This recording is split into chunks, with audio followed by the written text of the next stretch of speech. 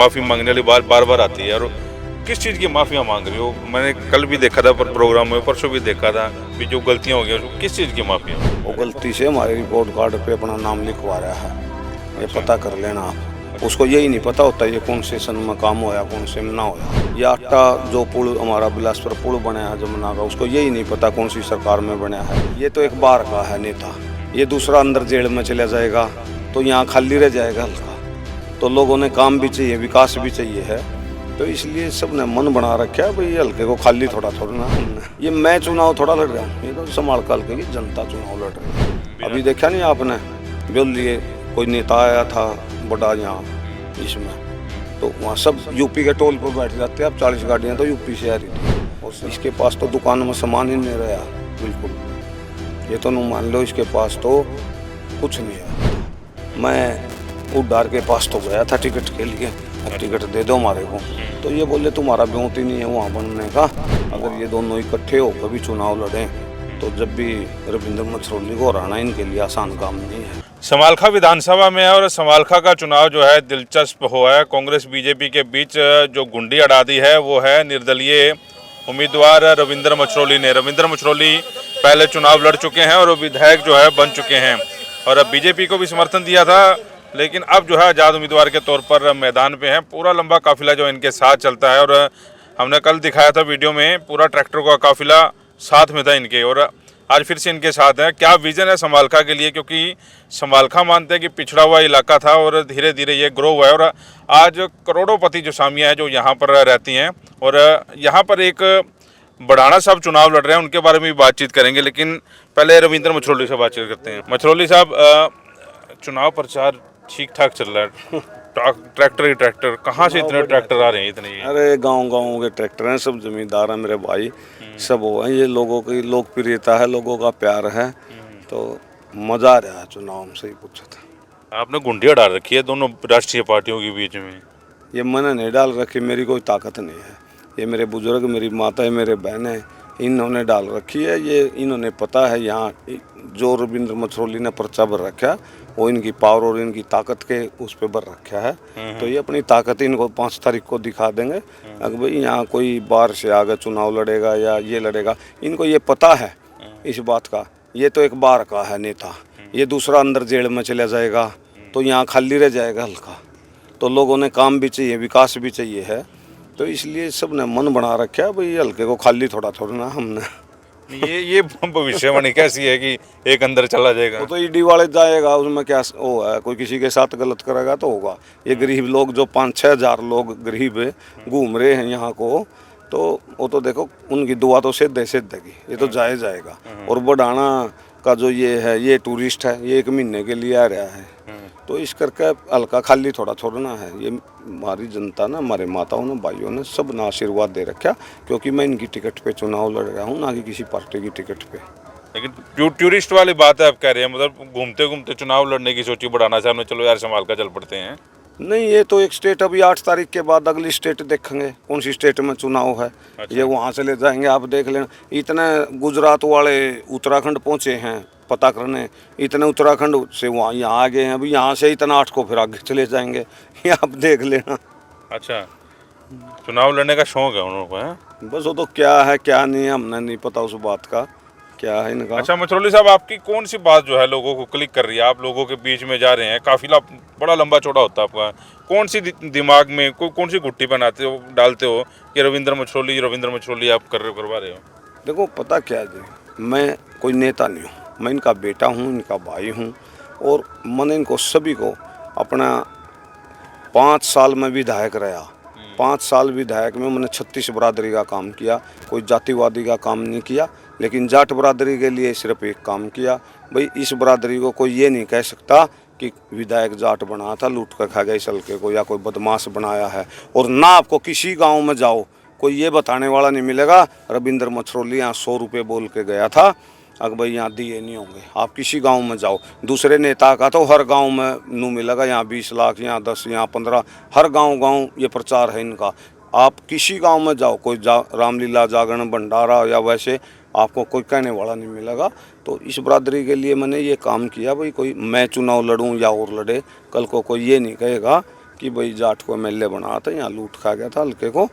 तो इस करके इन लोगों ने पता है, इनका बच्चा हूँ, इनका बेटा हूँ, और मैं कोई राजनीतिक परिवार से थोड़ा हूँ। और पीछे भी अगर कोई गलतियाँ भी हुई हो तो उसकी सबकी माफ़ियाँ इनको हाथ जोड़ के मांगता भी रहता हूँ। भाई थारा बच्चा हूँ, अपने बच्चे को यही संभालेंगे, इन्हीं का काम है। ये मैं चुनाव थोड़ा लड़ रहा हूँ, ये तो संभाल कर के जनता चुनाव लड़ रही है, बिना टिकट के। हाँ बिना टिकट के चुनाव लड़ रही है। ये 5 तारीख को बता देंगे ये क्या है चुनाव, इनको पता ही नहीं चुनाव कहाँ है। अच्छा, एक चीज़ और मैं ये जरूर जिक्र करूंगा कि माफ़ी मांगने वाली बात बार बार आती है, और किस चीज़ की माफ़ियाँ मांग रही हो? मैंने कल भी देखा था पर प्रोग्राम में, परसों भी देखा था भी, जो गलतियाँ हो गई उसको किस चीज़ की माफ़िया हो? अरे बच्चा हूँ मैं इसलिए कहता रहता हूँ अपने बड़ों को, इनको धमकाने का कुरकाने का। मैं इनके लिए विधायक थोड़ा हूँ, मैं पुलिस लेके थोड़ा घूम रहा हूँ, मैं विधायक रहते हुए भी पुलिस लेके थोड़ा घूम रहा हूँ। अभी मुझे कोई खतरा है, मैं इनका कहीं अपमान थोड़ा होने दे रहा हूँ। तो इस करके फिर भी कोई जाने न जाने की ये बात कहता हूँ, क्योंकि मुझे इनको माफ़ करने का होता अपने बेटे को। और मैं तो ये कहता हूँ अपना 10 दिन का चुनाव है अभी, ये अपने आप संभालेंगे चुनाव को। ये हार जीत रविंद्र मछरौली की नहीं है, ये संभाल कर के जितने मेरे माता बुजुर्ग है, ये सब गंगा मैया का आशीर्वाद है। अच्छा, धर्म सिंह छोक्कर जो मौजूदा विधायक, अपना रिपोर्ट कार्ड जरूर दिखाते हैं कि मैंने कौन कौन से हल्के में काम करवाए। एक तो आपसे पूछूंगा कि आपके 5 साल जो आप विधायक रहे, कौन से काम कार्य करवाए थे, और अगला क्या है, और जो विधायक साहब अपना रिपोर्ट कार्ड लेके जा रहे हैं उनके बारे में क्या है? वो उसका रिपोर्ट कार्ड नहीं है, आप पता कर लेना। वो गलती से हमारे रिपोर्ट कार्ड पे अपना नाम लिखवा रहा है, ये पता कर लेना आप। उसको यही नहीं पता होता ये कौन से सन में काम होया, कौन से में ना होया। मैं बेली स्कूल था अपना जो बन रहा है, वो उसको भी अपना बता रहा है अगर मैंने बनवा, उसको यही नहीं पता ये कौन से सन में क्या बना है। ये आटा जो पुल हमारा बिलासपुर पुल बना है जमुना का, उसको यही नहीं पता कौन सी सरकार में बना है। यहाँ खट्टर साहब ने अजीत सरपंच था आटे का, उससे मैंने रेजुलेशन करा के दिया था। और आटा जब मनोहर लाल जी मुख्यमंत्री थे तो उस टाइम ये पुल बना था। वो तो ऐसे ही गाता रहता है, सब ने पता है उसका। अच्छा, और क्या लोगों को काम याद करवा रहे हो कि मैं जब विधायक था मैंने ये काम करवाया? हाँ ये सब ना पता है। रविंद्र 2014 से 19 का कार्यकाल जो देखेगा उसको सबको पता है। कोई शहर में कोई बदमाशी तो छोड़ो, कोई ऊंची आवाज़ में भी बोले, कोई व्यापारी, किसान, मजदूर, हर वर्ग, कोई ये नहीं कह सकता कि रविंद्र के 2014 से 19 के कार्यकाल में हमारे को दिक्कतें आई हैं, परेशानियाँ आई है कोई भी। तो इस करके सबको याद है इस बात का। और मुझे ये जो लोगों का प्यार मिल रहा है ना, मुझे बड़ी खुशी होती है। भाई रविंद्र कम से कम, क्योंकि पैसे कमाने होते ना, मैं भी मुख्यमंत्री जी मेरे अपने बढ़िया ठीक ताल्लुक थे, मैं भी 500-700 हज़ार करोड़ रुपए कमा लेता जैसे ये नेता दूसरे कमाए हैं। तो इस करके हमने तो पैसा ना कमा कर ये काम कमाया। भी मेरे को हर गली में, हर मोहल्ले में ये जानना चाहिए ये हमारा बेटा है, ये रविंद्र मछरौली हमारा भाई है। तो हमने इस तरह का काम किया। नहीं पैसे कमाने का काम करना होता तो मैं भी कर लेता, और मैं भी ऐसा कर देता। यहाँ ये सोचते अगर भाई जाट एमएलए बना था, साल लूट खा गया, सब कुछ खा गया, ये कर गया वो कर गया। तो मैंने इस बात को ध्यान में रखते हुए काम किया। ये लोगों का प्यार आज नज़र आ रहा है हमारे को, अगर भाई वाकई ही जनता आशीर्वाद दे रखे। मतलब आपका कहने का मतलब कि जाटा सही नहीं दिखा। ये लोग कह रहे थे भी जाट को बना दिया तो पता नहीं क्या हो जाएगा समाल का में, वो चीज़ से आप दूर रहे। हाँ, ये चीज़ें को हमने ख़त्म करा यहाँ 36 बरादरी को। आप मेरे साथ देख लेना, अगर आपको कोई ऐसी बरादरी बता देना मेरे को हमारे हल्के में कि भाई इस बरादरी में रविंद्र मछरौली की वोट नहीं है, तो रविंद्र मछरौली का चुनाव तो सब अपना चुनाव समझते हैं, ना कि रविंद्र मछरौली का। क्योंकि जिस दिन पर्चा भरा उसी दिन इन्होंने आशीर्वाद दे दिया था। हमने 2014 में चुनाव लड़ा था, उस टाइम भी इतनी भीड़ नहीं थी, किसी को कोई किराए के साधन थोड़ा आ रहे थे, कोई आदमी बाहर से थोड़ा आ रहे थे। अभी देखा नहीं आपने, बोल लिए कोई नेता आया था बड़ा यहाँ इसमें, तो वहाँ सब यूपी के टोल पर बैठ जाते। अब 40 गाड़ियाँ तो यूपी से आ रही थी, और सराना से, वहाँ से। हमारे यहाँ गांव का आदमी तो देखो वहाँ कौन थे, क्या था, कितना आदमी था। आप अगर हमारे प्रोग्राम में गए हो, इन एक प्रोग्राम में इससे ज़्यादा तो हमारे एक गाँव के प्रोग्राम में रहते हैं आदमी। और आपको वोट काटू बता रहे थे उस रैली में? वो तो समय बताओगा हम वोट काटू हैं क्या। 2014 में जब मोदी जी की आंधी थी उस टाइम 46 सीटें आई थी बीजेपी की। आज तो हवा बीजेपी की नहीं, कांग्रेस की नहीं है। तो इस करके ये पता चलेगा अगर भाई हम वोट काटू हैं कि न काटू हैं। क्यों, और गन्नौर में भी देवेंद्र भाई है एक, उसको भी ऐसे ही बोल रहे थे, वहाँ भी बताया देवेंद्र को भाई वोट काटूं। अरे हम वोट काटूं हैं, हम एमएलए हैं, हम विधायक रह रहे हैं यहाँ, लोगों की सेवा कर रखी जनता की, ये तो जनता बता देगी इनको। मेरे बुजुर्ग भाई नौजवान साथी माता ये बताएंगे हम वोट काटूं हैं, का हम इनको भगाऊ हैं। मैं जहाँ भी जा रहा हूँ एक ये जरूर सुनने को मिल रहा है कि जब बड़ाना साहब यहाँ से थे, एमएलए थे, भूखन एरिया की बात चल रही थी, लेकिन आज क्योंकि आज के गांव के हालात है आपके समालखा में, मेरे ख्याल पानीपत में इतने करोड़पति नहीं रहते जितने समालखा में रह रहे हैं। वो भूखन एरिया भी की बात करते हो आप लोग जब जाते हो, उस चीज़ याद आती है लोगों को? देखो इनको सब पता है, यहाँ समालखा में आप किसी होटल में जाओ कोई रूम खाली नहीं है, सब बाहर का आदमी पड़ा है यहाँ, सारे बाहर के लोग हैं। मेरे समालखा हल्के का आदमी नहीं है यहाँ बिल्कुल भी। आप पता करो एक बार, नको भाई तू कहाँ का है, हर एक होटल में इन्हीं के आदमी भर रहे हैं। और इन्होंने तो कापी लगा रखी है भाई, जो जैसे कोई किसी गांव का पैसे ले गया, भाई ये पैसे फलाना फलाना आदमी उसको दिए हैं इतने, इन्होंने कापी लगा रखी है। 8 तारीख को ये उस कापी को भी आउट करके जाएंगे लोगों को। पीछे ने भूखन बताया था कि लोग नू पूछेंगे लोगों को ये बात कहने के लिए, अगर भाई ये भूखन क्यों नहीं है, मैंने देखो फलाने गांव में इतना पैसा उसको दिया, 1 लाख रुपया फलाने आदमी को फलाने को दिया, ये लिस्ट आउट करेंगे इस बात के लिए। आप देख लेना 8 तारीख को ये करके जाते रहेंगे यहाँ। आप फ्यूचर बताने में बड़े माहिर हो, भी छोकर साहब का बता दिया, कांग्रेस का क्या फ्यूचर बता रहे हो? कांग्रेस क्योंकि इस बार जहाँ जाओ कह रहे कांग्रेस की लहर है, कांग्रेस वाले भी बड़े कूद रहे हैं कि इस बार सरकार आ रही है उनकी। देखो आप खुद देखो लहर है कि ना है, मैंने तो आपको बताया 2014 का चुनाव बताया, मोदी के सिवाय कोई बात सुनने को तैयार नहीं था। और उस टाइम भी मेरे बुजुर्गाना माता भाइया ने रविंद्र मछरोली को आशीर्वाद दिया था। तो आज तो उसके 10% भी लहर हो तो किसी पार्टी की बता दो, तो सरकार कैसे बनेगी? सरकार तो आज़ाद और इंडिपेंडेंट बनाएंगे, और जब इंडिपेंडेंट आज़ाद बनाएंगे तो हमारे हल्के समालखा का विकास होगा, क्योंकि हम सरकार में रहेंगे, सरकार के साथ रहेंगे। और ये तो लोगों ने पता है, सरकार के साथ रहने से ही विकास होगा। हमने अपने टाइम में 14 से 19 के कार्यकाल में इतना काम कराया, पंचायतों में इतना रुपया दिया, आज भी वही रुपया चल रहा है। 2014 से 19 के बीच तो आप नू बता दो 1000 रुपये उस गांव में काम किया है, 1000 रुपये का भी काम नहीं किया। अब बीजेपी के साथ भी गए थे, सीएम के साथ तो आपकी यारी थी, खुल के यारी थी, कोई टिकट की बात नहीं हुई कि मैं बीजेपी की टिकट से चुनाव लड़ूंगा, या टिकट की बात अटक गई थी? ना ना ना, मुझे काम मेरा, मैं आपको झूठ बोल लूँ, मेरी कोई टिकट विकट की ना कोई बात हुई, ना मेरा कोई वो था मन तो जनता की टिकट पर चुनाव लड़ने का मन था। मैं उड्डार के पास तो गया था टिकट के लिए, टिकट दे दो हमारे को, तो ये बोले तुम्हारा ब्योत ही नहीं है वहाँ बनने का, वहाँ तो छोकर हैं। मगर जी हमारी भी 45,000 वोट हैं। और मैं एक बात और भी कह के आया था इनको बाद में, मगर जी किसी ब्राह्मण को दे दो, जब तो कट ली थी, शशिकांत भाई की भी टिकट कट ली थी, मगर मेरे को नहीं देते उसको दे दो। ऐसा नहीं है कोई छोकरा की कोई ऐसी बात है। तो उन्होंने कहा नहीं धर्म सिंह छोकर ही है वहाँ, तुम्हारा ब्योत नहीं है। मैं कोई बात नहीं, ना होगा तो बताऊंगे, वहाँ चुनाव लड़ेंगे। मगर हमने तो चुनाव लड़ना, मगर देखो बड़े उड्डा से बात होती, किसी और से सरपंच भी थे हमारे साथ, काफ़ी 10-15 सरपंच भी थे मेरे साथ। अच्छा। तो गए थे, हमारे जाटो वाले गाँवों से सरपंच थे, तो इस तरह की बातें करी, तो हमने फिर क्या लेना था उन बातों से। मतलब चैलेंज स्वीकार कर लिया, अभी तो चुनाव लड़ना है। नहीं, मैंने तो लड़ना ही था चुनाव। टिकट मिले ना मिले, पिछले 2014 से 19 के सारे काम अधूरे पड़े हैं मेरे समालखा में, देख लो कहाँ भी कोई अगर 1 ईंट लगी हो तो ये भी तो पूरे कराने हैं, ये पूरे कराना, विकास भी कराना अपने समालखा हल्के का। क्योंकि हमारा समालखा 5 साल में काफ़ी पिछड़ चुका है, क्योंकि ये तो पैसे कमाने में लगे रहे, इनको तो पैसे कमाने से फुर्सत नहीं मिली यहाँ के विधायक को।